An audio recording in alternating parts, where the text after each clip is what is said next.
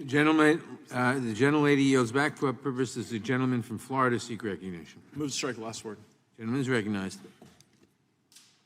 Democrats brought us FDR's inflation, they brought us FDR's recessions, and now they're trying to bring us FDR's attacks on the court, FDR's court packing strategy.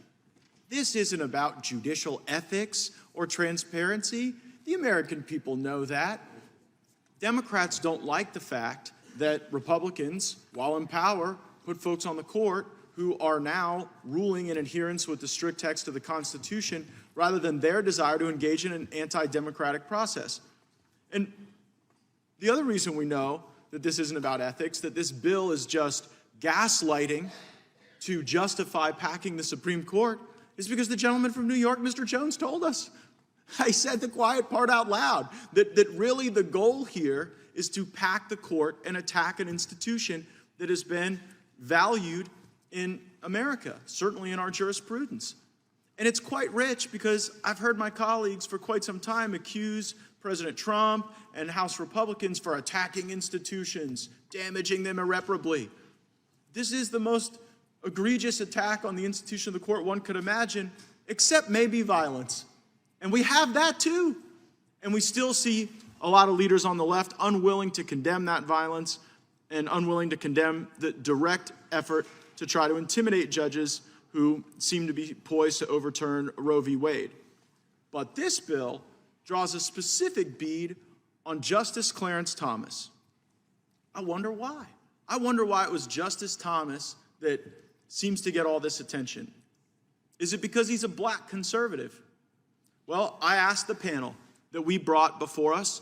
It was made up of folks that the Democrats invited, folks that the Republicans invited, made up of white people, black people, men, women. And I asked the panel about a charge that House January 6th Committee Chairman, House Homeland Security Chairman Benny Thompson had made against Justice Thomas. He called him an Uncle Tom.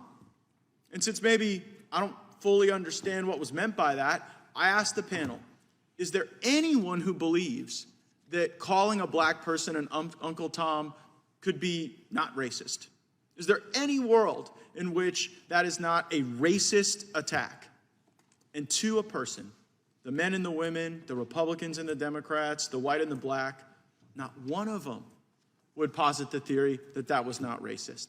So we now sit in a circumstance where, according to the witnesses before the Judiciary Committee, a House Democrat chairman did something that was explicitly and undeniably racist.